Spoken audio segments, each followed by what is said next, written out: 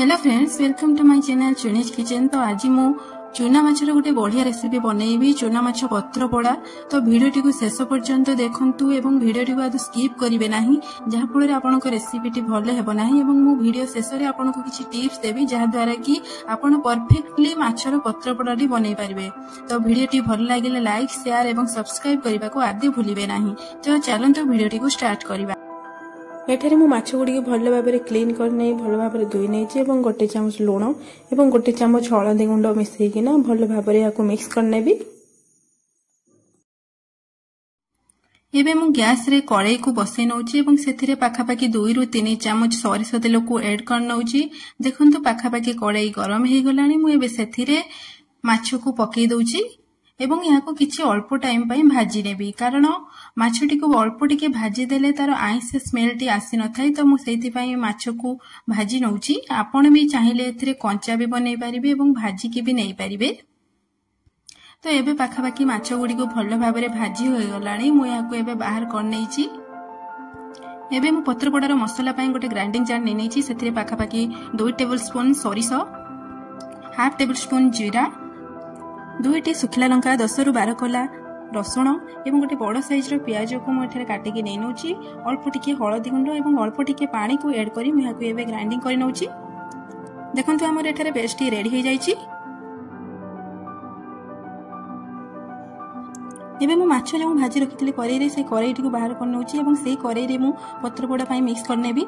तो एबे मु एथिरे गोटे मीडियम साइज रो आलू को छोट छोट पीसेस रे काटिकिना नै नैछि। आपण देखि पारतबे। तो आपण माने भी चेष्टा करबे एई साइज रे ही आलू गुडी को काटिबे।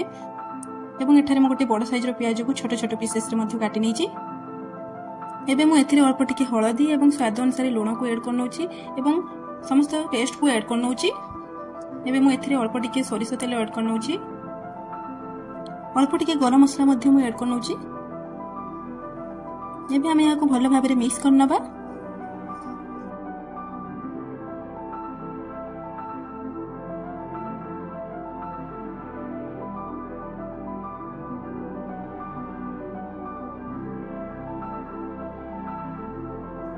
एबे मु कदली पत्रटी को गैस रे किछ समय पई सेकी देइथिली।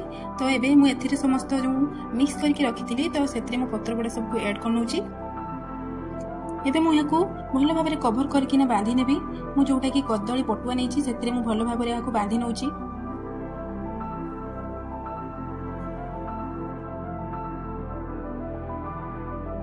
एबे मु आउ गोटे कदली पत्र नैछि एवं ता तळे मु याको कवर करी पुणी थरे याको मु भलो भाबरे बांधी नउछि, जहा फଳରେ तार सरिष जो पानीटा लीक करिवो नाही। आपण माने भी चेष्टा करिवे ठीक एही परी बांधिया पई, काहे मसलार जो पानी गुड़ा बाहरी गले पत्र पोड़ाते आदु टेस्ट ही आसीबो नाही। तो आपण माने भी एमिति परफेक्टली बांधिबा को चेष्टा करिवे।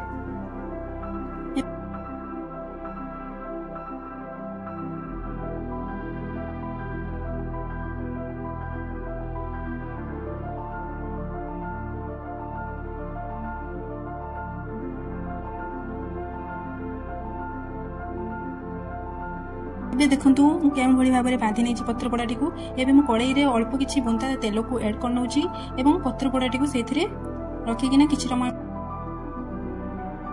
पाखापाखि 5 रु 10 मिनिट पर्यंत घोड़ै नउछि। एबे मु घोड़नीटी को बाहर करछि। देखंतु गोटे साइड पाखापाखि हे आसलानी। एबे मु उल्टी किना आ गोटे साइड को पकै किना पुणी थरे घोड़ै नउछि।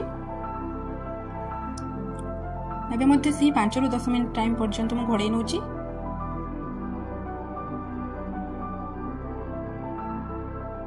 एबे देखंतु हमर पत्र पोड़ाटी पाखापाखि हे आसलानी।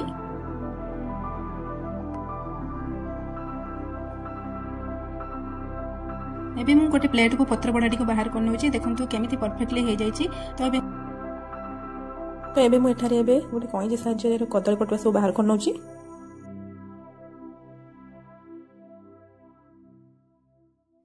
आपण माने मध्य गैस रे एभली भाबरे परफेक्टली पत्र पोड़ा बनै परिबे।